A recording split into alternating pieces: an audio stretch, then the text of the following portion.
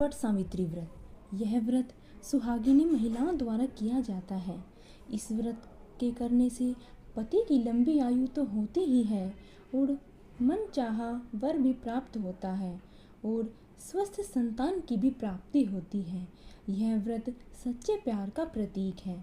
आइए अब जानते हैं वट सावित्री व्रत से जुड़े कुछ रीति रिवाज। इसमें सबसे पहले महिलाएं सूर्योदय होने से पहले आंवला और तिल के साथ स्नान करती हैं।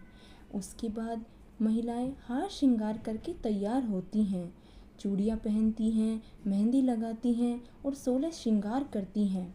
इसमें 16 श्रृंगार करना अति आवश्यक है। इस दिन बरगद के पेड़ की जड़ों का सेवन भी करते हैं और इस दिन बरगद के पेड़ की परिक्रमा भी की जाती है। पूजा के बाद पेड़ के चारों तरफ लाल पीले रंग का धागा बांधा जाता है। बरगद का पेड़ मौजूद न हो तो भक्त लकड़ी पर चंदन का पेस्ट या हल्दी की मदद से पेड़ का चित्र बना सकते हैं। पूजा खत्म होने के बाद परिवार के सभी सदस्यों के बीच प्रसाद बांटा जाता है। महिलाएं अपने घर के बड़ों का आशीर्वाद लेती हैं। आपको सबसे पहले ये सभी कार्य सुबह ब्रह्म मुहूर्त में उठकर पूर्ण कर लेने हैं। इसके बाद आप पूजा सामग्री में क्या क्या चीज़ें लेंगे, आइए इसके बारे में बात करते हैं। पूजा सामग्री के लिए सबसे पहले माता सावित्री की एक मूर्ति होनी चाहिए, बरगद का पेड़ होना चाहिए, लाल रंग का एक आपके पास धागा होना चाहिए, एक कलश होना चाहिए, एक मिट्टी का दीपक लें और एक मौसमी फल लें। जो भी मौसम के अनुसार आपको फल मिले वह आपको एक फल लेना है और एक बांस का पंखा लेना है। पूजा के लिए लाल कपड़े लेने हैं, सिंदूर और मौली लेनी है, हल्दी लेनी है, चढ़ावे के लिए पकवान लेने हैं, पीतल का पात्र अर्पित करने के लिए लेना है। ये सभी सामग्रियाँ आप एक दिन पहले ही बाजार से खरीद कर रख लें और इन सभी सामग्रियों को पूजा के लिए रात में ही तैयारी करके रख लें। उसके बाद सुबह स्नान आदि से निवृत्त होकर जो भी आपको ऊपर बताए हैं वह सभी करने के बाद आप पूजा करने के लिए वट वृक्ष के पास चले जाएं। उसके बाद वट सावित्री पूजन विधि। आप किस प्रकार वट सावित्री का व्रत की पूजन विधि पूर्ण करेंगे, चलिए जानते हैं। सबसे पहले इस पूजा में महिलाएं 24 बरगद वट और 24 पूरियां अपनी आंचल में रखती हैं। उनमें से 12 पूरी और 12 बरगद वट वृक्ष में चढ़ा देती हैं। नंबर 2, वृक्ष पर जल चढ़ाकर हल्दी और रोली लगाकर धूप में पूजन करती हैं। इसके बाद कच्चे धागे को हाथ में लेकर वृक्ष के इर्द गिर्द 12 फेरी लगाती हैं। उसके बाद हर परिक्रमा में एक चना वृक्ष पर चढ़ाती हैं और धागा तने पर लपेटती हैं। परिक्रमा करने के बाद सत्यवान और सावित्री की कथा सुनती हैं। उसके बाद 12 धागों वाली एक माला को वृक्ष पर चढ़ाती हैं और एक को गले में डालती हैं। 6 बार माला को वृक्ष से बदलती हैं। बाद में एक माला वृक्ष पर ही रहने देती हैं और पहन लेती हैं। इसके बाद जब पूजा खत्म हो जाती है तो महिलाएं 11 चने और वृक्ष की लाल रंग की कली तोड़कर जल से निगल कर अपना व्रत खोलती हैं। इस प्रकार ये व्रत पूर्ण किया जाता है। अब आपको वट सावित्री व्रत की कथा सुनाते हैं, चलिए। पुरानी कथाओं के अनुसार माना जाता है कि एक बार अश्वपति नाम का एक राजा था। उनका और उनकी पत्नी का कोई संतान नहीं थी। इस प्रकार एक ऋषि के कहने पर उन्होंने पूरे मन से पूजा की। भगवान ने प्रसन्न होकर उन्हें कन्या प्राप्ति का आशीर्वाद दिया। उस बच्ची का नाम सावित्री रखा गया क्योंकि वह भगवान सावित्री का दिया हुआ वरदान था।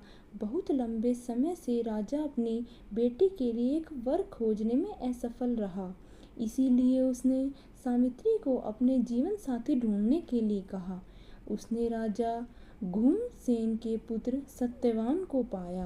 राजा देख नहीं पाता था। उसने अपना सारा धन खो दिया था। सावित्री अपने पति को पाकर अपने राज्य में वापस लौट आई। जब वह घर आई तो नारद मुनि वहाँ बैठे थे। उन्होंने राजा को अपनी पसंद के बारे में बताया। उसकी बात सुनकर नारद मुनि ने अशुपति को कहा वह इस रिश्ते को मना कर दें, क्योंकि सत्यवान का जीवन कम बचा है और 1 ही वर्ष में वह मर जाएगा।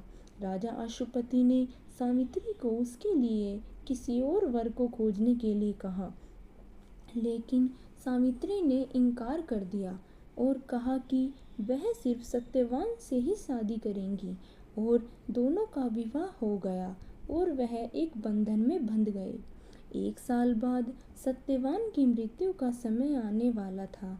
सावित्री ने व्रत रखने शुरू कर दिए। सत्यवान की मृत्यु के निश्चित दिन पर वह सत्यवान के साथ जंगल में चली गई। अचानक सत्यवान बरगद के पेड़ के पास गिर गया। साथ ही यम प्रकट हुए और वह सत्यवान की आत्मा को दूर करने वाले थे। सावित्री ने यम से कहा कि अगर वह सत्यवान को ले जाना चाहते हैं तो वह भी उनके साथ जाएगी, क्योंकि वह उनकी पत्नी है। उसकी तपस्या को देखकर भगवान यम ने उसकी 3 इच्छाएं मांगने का वरदान दिया। पहली इच्छा में उसने अपने ससुर की आंखों की रोशनी मांगी। दूसरी इच्छा उसने अपने पति के लिए 100 पुत्र मांगे। तीसरे वरदान में उसने सत्यवान से 1 पुत्र मांगा। भगवान यम उसकी सारी इच्छाएं मान गए, पर वह सत्यवान को साथ ले जाना चाहते थे।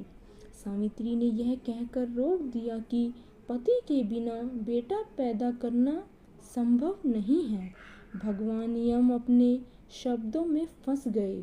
इसी तरह सावित्री के प्यार को देखकर सत्यवान का जीवन वापस करना पड़ा। इसी दिन के बाद सारी शादीशुदा महिलाएं अपने पति की लंबी उम्र के लिए इस व्रत को करती हैं। दोस्तों, इस कहानी में एक रहस्य भी छुपा हुआ है कि वट सावित्री व्रत रखने वाले को स्वयं काले चने नहीं खाने चाहिए, क्योंकि कहानी में बताया गया है कि जब सत्यवान के प्राण लेकर यमराज यमलोक जा रहे थे, तब अपने सतीत्व की शक्ति से सत्यवान की पत्नी सावित्री भी यमराज को देख पा रही थी और उनके पीछे पीछे चलने लगती हैं। यमराज जब उन्हें लौट जाने के लिए कहते हैं तो वह वापस जाने से मना कर देती है। यमराज देवी सावित्री को काफ़ी समझाने की कोशिश करते हैं, लेकिन सती सावित्री यह कहकर नहीं लौटती कि मेरे पति की आत्मा जहाँ जाएगी मैं भी उनके पीछे पीछे चलूँगी। यमराज ने देखा कि सावित्री नहीं लौट रही है, तो यह प्रलोभन दिया कि पति को फिर से जीवित करने के अलावा कोई और वरदान मांग लो। सावित्री ने अपनी बुद्धि का चतुराई से प्रयोग किया और एक ही वरदान में लपेटकर 3 वरदान मांग लिए। यह ऐसा वरदान था कि स्वयं यमराज भी हैरान रह गए। दरअसल सावित्री ने यह वरदान मांगा कि उनके ससुर अपनी गोद में बैठाकर अपने 100 पोतों को चांदी के चम्मच से भोजन कराएं। यमराज ने भी सावित्री के पीछे छुड़ाने के लिए तथास्तु कह दिया, लेकिन सावित्री लौट कर जाने के बजाय पीछे चलती रही। यमराज ने कुछ दूर जाने के बाद देखा और कहा कि अब मेरे पीछे क्यों आ रही हो। तब सावित्री बोली कि आपने जो वरदान दिया है वह बिना पति के तो पूरा नहीं हो सकता, क्योंकि मैं पतिव्रता पत्नी हूँ। जब पति ही नहीं होंगे तो 100 पुत्र कहाँ से लाऊंगी और मेरे ससुर किसे गोद में बैठाकर खिलाएंगे। तब यमराज को एहसास हुआ कि वह गलती कर बैठे हैं वरदान देकर। अपने वरदान को सत्य करने के लिए उन्हें सत्यवान की आत्मा को मुक्त करना पड़ा। ऐसी कथा और मान्यता है कि यमराज ने तब काले चने के रूप में सावित्री को सत्यवान की आत्मा को लौटा दिया और कहा कि इसे अपने मुंह से सत्यवान के मुंह में देना। इससे सत्यवान जीवित हो जाएगा। इस समय से ही वट सावित्री पूजा में काले चने का प्रयोग किया जाता है। सावित्री ने यमराज के द्वारा दिए चने को पति के मुंह में डाल दिया, इसीलिए इस प्रसाद व्रती महिलाएं स्वयं ग्रहण नहीं करती। हर हर महादेव।